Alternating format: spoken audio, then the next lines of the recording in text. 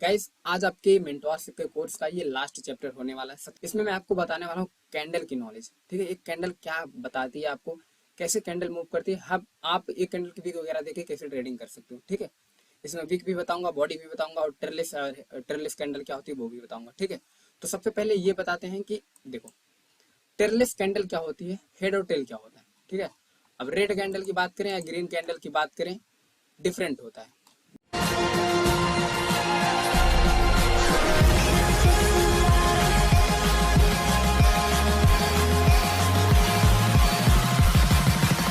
तो क्या हाल है।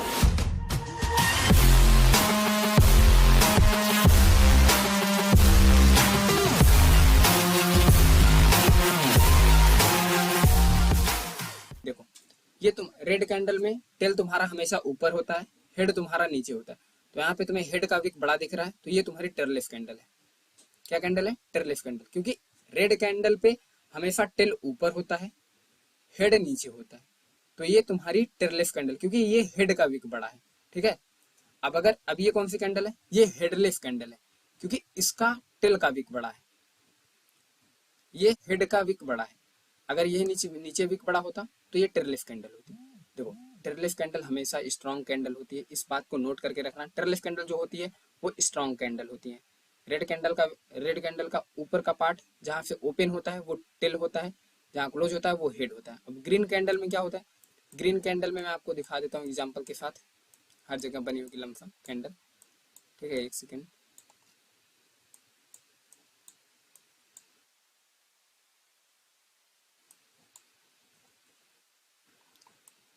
ग्रीन कैंडल का हेड ऊपर होता है, टेल नीचे होता है। इसका क्या बड़ा है? टेल बड़ा है। जब भी ग्रीन या रेड का टेल बड़ा होता है तो समझ लो कि वहां पे रिवर्सल आने वाला है, क्योंकि टेल बड़ा है। इसका क्या बड़ा है? टेल बड़ा है। जब भी एक कैंडल में बड़ी बड़ी वीक कैंडल छोड़ने लगती है तो वहां पे रिवर्सल आना तय होता है। तो देखो ग्रीन कैंडल में मैं एग्जांपल के साथ दिखाता हूँ आप लोगों को, एक सेकेंड। ये देखो, अगर ये छोटे नीचे से वीक नहीं होती ना तो बन जाता अपना, बट अभी मिल जाएगा। चलो इस चार्ट पे नहीं मिल रहा तो मैं दूसरा कोई अच्छा चार्ट खोल लेता हूँ। ठीक है, एक सेकेंड। ये देखो, ये तुम्हारी कौन सी कैंडल है? ट्रेलिस कैंडल है। ये हमेशा स्ट्रांग होती है। ठीक है, ये हमेशा आपका स्ट्रांग कैंडल होगी, क्योंकि इसका टेल, ये टेल है और ये हेड है। जब भी ग्रीन कैंडल का हेड बड़ा होगा तब समझ लेना कि मार्केट वहां से कंटिन्यू कर सकता है। रेड कैंडल का जब हेड बड़ा होगा तो समझ लेना कि मार्केट वहां से कंटिन्यू कर सकता है। हेड बड़ा होगा तो ये टेरलेस कैंडल होगी, क्योंकि ऊपर विक नहीं है। एंड ये हेड तुम्हारा बड़ा है तो नीचे तुम्हारा देख लो ये विक नहीं है, तुम्हारी टेरलेस कैंडल है। तो टेरलेस कैंडल हमेशा स्ट्रॉन्ग कैंडल होती है। जब जब मार्केट में हेड बड़ा होता है, ग्रीन कैंडल का हेड बड़ा होगा तो मार्केट यहाँ से कंटिन्यू कर सकता है। रेड कैंडल में जब हेड बड़ा होगा तो मार्केट यहाँ से कंटिन्यू कर सकता है, क्योंकि ये टेरलेस कैंडल हो जाएंगे और टेरलेस कैंडल हमेशा स्ट्रॉन्ग कैंडल होती है। ठीक है, अब अगर यही बात करते हैं कि ग्रीन का अगर टेल बड़ा हो तो क्या कर सकते हैं। अगर दोस्त टेल बड़ा हो तो मतलब सेलर यहाँ तक इंटर हुए हैं। जब भी एक कैंडल में आप बड़ी बड़ी विक देखते हो तो समझ लो कि रिवर्सल जल्दी से जल्दी आने वाला है।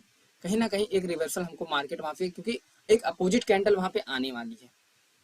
जब भी ग्रीन कैंडल में टेल बड़ा होगा तो वहां पे एक अपोजिट कैंडल आने वाली है, एक अच्छा सा अगर रेजिस्टेंस होगा तो, अगर स्ट्रॉन्ग रेजिस्टेंस होगा, या क्योंकि उसको कुछ चाहिए रिवर्सल होने के लिए, जहां पे स्ट्रॉन्ग चीजें उसको मिले। ठीक है, जब भी टेल बड़ा होगा तो रिवर्सल आ सकता है। एंड रेड कैंडल भी ऐसे है कि जब भी उसका टेल बड़ा होगा तो रिवर्सल आ सकता है। ठीक, क्योंकि ये मार्केट देखो ऐसे जा रहा था फिर ऐसे जा रहा था, इसका देखो इतना बड़ा टेल है, रिवर्सल आया और यहाँ पे इसको मिला, ये रिवर्सल ले लिया। तो बस यही होता है, अगर ग्रीन कैंडल का टेल बड़ा होगा तो रिवर्सल आएगा, रेड कैंडल का टेल बड़ा होगा तो रिवर्सल आ सकता है। एंड अगर हेड बड़ा है, ये देखो जैसे ग्रीन कैंडल का तुम्हारा, कहाँ दिखाता हूँ मैं, ये देखो अगर तुम्हारा हेड बड़ा है तो मार्केट कंटिन्यू कर सकता है। हेड बड़ा है तो मार्केट कंटिन्यू कर सकता है, क्योंकि मैंने आपको यही बताया, नीचे का टेल होता है, ऊपर के जहां ओपन प्राइस होता है वहां पे टेल होता है, क्लोजिंग प्राइस पे आपका हेड होता है। ठीक है, एंड रेड कैंडल में भी ऐसे देख लो, जहां पे तुम्हारा हेड बड़ा होगा मार्केट वहां से कंटिन्यू करेगा, हेड बड़ा है कंटिन्यू किया। और जो ट्रेडलेस कैंडल होती है वो ऑलवेज स्ट्रांग होती है, ये तो मैंने आपको बता ही दिया। अब बताता हूँ कि आप कैंडल की विक से क्या समझते हैं, विक को कैसे जज कर सकते हैं? देखो, चलो ये समझ लें यहाँ पर रेजिस्टेंस लेवल है, रेजिस्टेंस को छोड़ते हैं, दूसरा कहीं कुछ देखते हैं। ठीक, आपको नॉर्मल वे में समझा रहा हूँ। ये देखो, देखो एक कैंडल में ये तुम्हारा टेल है ऊपर का, नीचे का तुम्हारा हेड है। यहाँ पे सबसे पहले कौन आए थे? बायर्स आए थे। बायर्स आए, लेकिन सेलर ने इतना प्रेशर लगाया, इतना प्रेशर डाला कि बायर्स यहाँ पे फेल हो गए। और जब बायर्स फेल होंगे तो कौन आएगा? सेलर आएंगे, क्योंकि ऑलरेडी सेलर यहाँ पे स्ट्रांग है। सेलर स्ट्रांग है तो उनके बाद कौन आएगा? बायर्स आएंगे। हाँ, ये मैं मानता हूँ कि यहाँ तक बायर्स इंटर हुए हैं। जो यहाँ तक ये बायर्स इंटर हुए हैं वो आ सकते हैं। कब आएंगे? मैंने आपको ये भी बताया, जब भी एक कैंडल पे बड़ी बड़ी विक बनने लगे तो आप समझ रहा, वहां पे एक अपोजिट प्रेशर आने वाला है। तो ये बायर्स कब आएंगे? ये बायर्स तब आएंगे जब इनको यहाँ पे कहीं नीचे कुछ स्ट्रॉन्ग लेवल वगैरह मिलेगा, या इनका प्रेशर कम हो गया होगा तब। जैसे 2 कैंडल के बाद तुम्हारा देखो ये ग्रीन कैंडल एक आई है, ठीक है। ये जो बायर यहाँ तक एंटर हुए वो आएंगे, लेकिन थोड़ा लेट आएंगे, जहां पे उनको कुछ स्ट्रांग मिलेगा वहां पे आएंगे, ठीक है।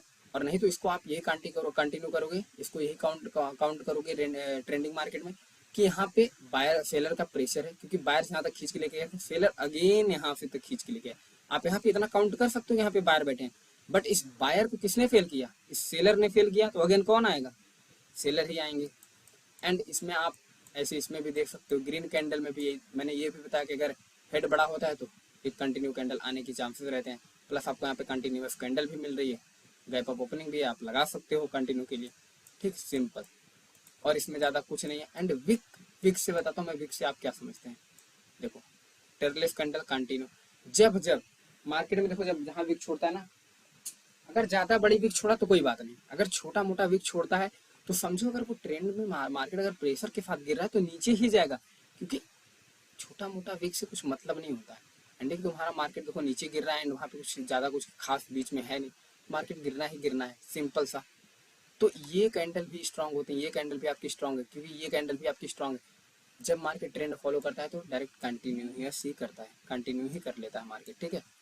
आपको टेल और हेड का फंडा समझ में आ गया। अब बताता हूँ विक। देखो, सेलर यहाँ तक इंटर हुए थे, सेलर जब यहाँ तक इंटर हुए, और सेलर जब यहाँ पे डोजी बनाया और यहाँ पे विक्टोरियस कौन हुआ? सेलर हुए। सेलर जब यहाँ तक इंटर हुए तो चांसेस है कि सेलर यहाँ पे जरूर आएंगे, इस विक को फुलफिल करने के लिए सेलर आएंगे। एक आपको एरर मिला, सेलर यहाँ पे कंटिन्यू की, इस विक को फुलफिल किया और नीचे चले गए। ऐसा ही होता है सेम इसमें भी, ठीक है। अब जैसे तुम्हारा कहीं भी देख लो, अगर तुम विक बड़ा है तो बायर इसको विक को फुलफिल करने के लिए आएंगे ही आएंगे। विक छोड़ा, विक को फुलफिल करने के लिए बायर ही आएंगे। जब विक तुम्हारा फुलफिल हो गया तो रिवर्सल मिला, तुम्हारा इधर भी विक फुलफिल हो गया, रिवर्सल मिला। बस सेम ऐसे ही मार्केट चलता है, ठीक है। और याद रखना, जब भी मार्केट में एक बड़ी बड़ी विक बनने लगती है, एक एक कैंडल में, चाहे रेड हो चाहे ग्रीन हो, अगर बड़ी बड़ी विक बनने लगती हैं तो समझ लेना कि वहां पे एक अपोजिट प्रेशर आने वाला है, एक अपोजिट प्रेशर आने वाला है।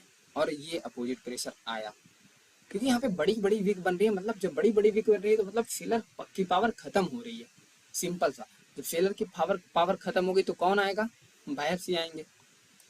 अब देखो, हमेशा याद रखना कि नीचे से जो होता है वो बायर्स का प्रेशर होता है, नीचे से जो होता है वो बायर्स का प्रेशर होता है, ऊपर से जो होता है वो सेलर का, मतलब बायर्स का रिजेक्शन होता है, वहां पे सेलर थोड़ा बहुत इंटर होते हैं। ये हेड बड़ा है तो हेड ये बड़ा है तो मार्केट यहाँ से कहाँ तक कंटिन्यू करेगा? जहां तक इसको एक स्ट्रॉन्ग रेजिस्टेंस वगैरह नहीं मिलेगा वहां तक ये कंटिन्यू करके जाएगा ही जाएगा, सिंपल, ठीक है। एंड सेलर में भी यही है आपका कंटिन्यूस। तो ज्यादा इस चैप्टर में कुछ खास नहीं, मैंने आपको बता दिया स्ट्रॉन्ग कैंडल वगैरह कैसे होते हैं। अब बताता हूँ बायर और सेलर फेल कैसे होते हैं, ठीक है। देखो, कुछ ऐसा खास मार्केट, ये देखो यहाँ तक सेलर इंटर हुए हैं, यहाँ तक सेलर इंटर हुए, ये इसका टेल बड़ा है। मैंने बताया है ये भी कि जब भी एक मार्केट में ग्रीन कैंडल में टेल उसका बड़ा होता है, बड़ा होने लगता है धीरे धीरे, तो मार्केट में एक रिवर्सल आने वाला है, उसके लिए कुछ चाहिए होता है, और उसको ये मिला तो यहाँ पे एक रिवर्सल आया। ये आपका बायस प्रेशर है, ये आपका बायस प्रेशर है, ये आपका बायस प्रेशर है। यहाँ पे टेल बड़ा, वहाँ पे हल्का सा सेलर इंटर हुए तो इस वीक को कंप्लीट करने के लिए ये गया, इस वीक को कंप्लीट करने के लिए ये गया, इस वीक को कंप्लीट करने के लिए ये गया, वीक कंप्लीट हुआ, कुछ मिला इसको, यहाँ पे मार्केट रिवर्सल हो गया, बस सिंपल सा। तो नीचे से हमेशा बायर्स का प्रेशर होता है, ऊपर से हमेशा सेलर का प्रेशर होता है, ठीक है। चाहे वो ग्रीन, मतलब ग्रीन कैंडल में नीचे से हमेशा बायर्स का प्रेशर होता है, रेड कैंडल में ऊपर से हमेशा सेलर का प्रेशर होता है और नीचे रिजेक्शन होता है। रेड कैंडल में नीचे रिजेक्शन होता है और ग्रीन कैंडल में ऊपर रिजेक्शन होता है, सिंपल। अब जहाँ रिजेक्शन होता है, रिजेक्शन पे ग्रीन कैंडल के रिजेक्शन पे सेलर बैठते हैं और रेड कैंडल के रिजेक्शन पे बायर्स बैठे रहते हैं। जैसे ये इसका इतना रिजेक्शन हो तो यहाँ पे बायर्स बैठे हैं, इसका इतना रिजेक्शन हो तो यहाँ पे सेलर्स बैठे हैं, सिंपल।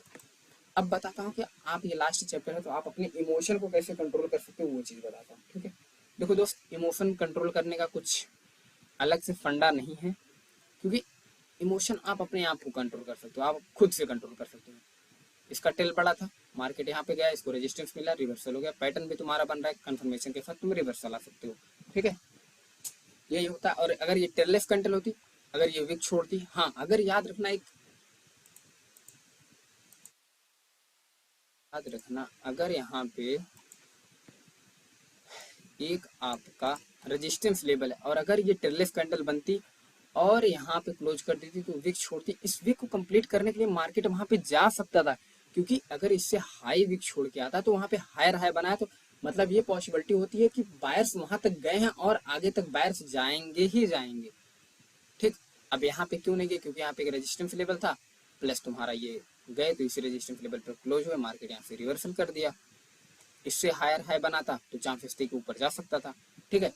एंड अब मैं बताता हूँ कि आप इमोशन को अपने कैसे कंट्रोल में कर सकते हो। देखो दोस्त, इमोशन कंट्रोल करने का कोई कुछ अलग से फंडा नहीं है, कुछ अलग से फंडा होता तो मैं वो आपको बता देता जरूर, लेकिन इमोशन कंट्रोल करने की कुछ अलग सा फंडा है ही नहीं। सिंपल से सुन लो, इमोशन को आप खुद से कंट्रोल कर सकते हो। अगर आपने अकाउंट में अपने $100 डिपॉजिट किया, अगर आपको मैं बोल दिया कि भाई आप वहाँ पे ट्रेड लो, तो आप कैसे लोगे, ये चीज़ सुनो। आपको मिनिमम रिस्क फॉलो करना है, जैसे 2%, 5%, 3%, 10% मैक्सिमम बहुत हो गया, उससे ज़्यादा नहीं, ठीक है। जब आपका बैक टू बैक 2 या 3 लॉस में चला जाता है तो आपको सेटअप सीधा बंद कर देता है। नंदन, ये पर्सनली तुम्हारे लिए तुम्हें बता रहा हूँ, ठीक है। जब तुम प्रॉफिट कर चुके हो भाई, जब तुम $100 से $40-50 ऑलरेडी $20-30 प्रॉफिट कर चुके हो, तो क्या ही जरूरत है, ये सोचा करो दोस्त कि अगर तुम्हारा कैपिटल, इनिशियल कैपिटल हो गया तो तुम कहाँ से कैपिटल लाओगे, जाओगे 12 घंटे फिर कमाओगे। तो ये चीज सोचा करो, अगर तुम्हारा बैक टू बैक लॉस जाता है तो तुम्हें ट्रेडिंग बंद कर, क्योंकि ओवर ट्रेडिंग हमेशा नुकसानदायक होती है। जितना तुम ओवर ट्रेडिंग करोगे उतना तुम्हारे लिए नुकसानदायक होगा, इस चीज को तुम नोट करके रख लेना। इसलिए मैं हमेशा बोलता हूँ कि ओवर ट्रेडिंग कभी मत करना। बैक टू बैक अगर तुम 4 ट्रेड विन कर ले रहे हो, आओ कुछ टाइम में फ्रेश होके फिर 2-3 ट्रेड विन कर लो, फिर आओ कुछ टाइम में शाम तक ऐसे 2-3 ट्रेड, आराम से तुम्हारा गेन हो जा रहा है 20%, 30%। तुम कहे 100% के चक्कर में आज ही पढ़ रहे हो, बिल्कुल आपको 100% के चक्कर में आज नहीं पढ़ना है। पढ़ना है कब पढ़ना है वो चीज बताता हूँ, जब आपका एक कैपिटल स्ट्रांग बिल्ड हो जाता है तब। जब आपका ये जो कैंडल बन रही है, देखो यहाँ पे ये ट्रेललेस कैंडल बन रही है, ये मैं मानता हूँ, लेकिन ये जो कैंडल बन रही है, ये देखो यहाँ तक, इसको, इस गैप को फुलफिल करने के लिए आना चाहिए। अब क्यों आना चाहिए, अब अगर नहीं आया तो 1 सेकेंड रुक जाओ, कुछ यहाँ पे होगा इसलिए नहीं आ रहा है। 1 सेकेंड मैं आपको बता भी देता हूँ। ये देखो, ये जो विक है ना, ये जो सेलर की विक है, ये तुम्हारा कौन, यहाँ पे तुम्हारे बायर्स बैठे हैं और ये कैंडल कहाँ क्लोज हुई है, ये तुम्हारा यहाँ पे बायर्स बैठे हैं और ये कैंडल तुम्हारी क्लोज कहाँ पे हुई है, बायर्स के एरिया के ऊपर। तो यहाँ से इसको कौन ड्रैग करके लेके जाएंगे, बायर्स ही लेके जाएंगे। एक पॉसिबिलिटी तुम्हारी और बनती है कि ये जो बीच में गैप है, ये गैप को फुलफिल करने के लिए आता है मार्केट। देखो हमेशा मार्केट में यही चांसेस रहता है कि वो अपने गैप को ना छोड़े, गैप को फुलफिल करे, गैप को नहीं छोड़ता है मार्केट, ठीक है। तो ये देखो गैप को तुम्हारे फुलफिल करने आ गया। अभी चांसेस है जो जितना थोड़ा सा गैप बच रहा है ना, अगर थोड़ा सा ऊपर में ड्रॉ करता हूँ, कि तुम्हारा अगर थोड़ा मोड़ा छोटा मोटा गैप अगर बच रहा है तो आएगा ही आएगा नीचे, और अगर गैप नहीं बचेगा तो बस मार्केट यहीं से रिवर्सल हो जाएगा। अब इसकी पॉसिबिलिटी बताता हूँ यहाँ पे सेलर्स क्यों आए। देखो ये क्या बड़ा है, इसका रेड कैंडल में टेल बड़ा है, क्योंकि हमेशा रेड कैंडल का टेल ऊपर होता है ओपनिंग प्राइस पे, टेल बड़ा है। सेलर बायर्स यहाँ तक आए लेकिन सेलर्स इसको ड्रैग करके लेके नीचे चले गए, मतलब पावर के साथ, सेलर का प्रेशर था यहाँ पे। तो यहाँ पे एक पॉसिबिलिटी ये थी कि सेलर आना चाहिए थे, सेलर क्यों नहीं आया, क्योंकि यहाँ पे तुम्हारा पैटर्न बन रहा था, पैटर्न की वजह से सेलर फेल हो गए। तो जो यहाँ पे बायर्स आए थे वो बायर्स यहाँ पे आ गए, अगेन बायर्स कंटिन्यू किए, इसका हाई नहीं बना पाए। क्या नहीं बना पाए, इस रेड कैंडल के विक का हाई नहीं बना पाए। हाई बनाते तो चांसेस होता कि ऊपर जाए, लेकिन नहीं जा पाए। जब नहीं जा पाए तो यहाँ पे फेल बार बार कौन हो रहा है, बायर्स तुम्हारे बार बार यहाँ पे फेल हो रहा है, तो नेक्स्ट कैंडल पे कौन आएगा? सेलर ही आएंगे। अब ये तुम्हारा सेलर का प्रेशर है, मैं मानता हूँ यहाँ पे सेलर का प्रेशर है, बट सेलर क्यों नहीं आ रहे हैं? क्योंकि इस वीक को तुम्हारा कंप्लीट कर दिया, यहाँ पे तुम्हारा एक स्ट्रांग वो है, यहाँ पे तुम्हारा एक स्ट्रांग सपोर्ट लेवल है, इसलिए तुम्हारे बायर सेलर्स फेल हो गए। तो ऐसे ही मार्केट को जज किया जाता है, यही होती है कैंडलस्टिक साइकोलॉजी। सेम यही चीज होती है कैंडलस्टिक साइकोलॉजी कि यहाँ पे बायर्स तुम्हारे क्यों नहीं आ रहे हैं। भाई यहाँ पे सपोर्ट लेवल है, कैंडलस्टिक साइकोलॉजी इसको बोलते हैं, कुछ अलग से फंडा नहीं होता है। बस लोग बोलते हैं कैंडलस्टिक साइकोलॉजी ये वो। कैंडल की नॉलेज होनी चाहिए, टेक्निकल एनालिसिस तुम्हें आना चाहिए, जितना तुम्हें कॉन्सेप्ट अगर तुम्हारे पास है ना, तो उसी के बेस पे यहाँ पे रीडिंग होती है।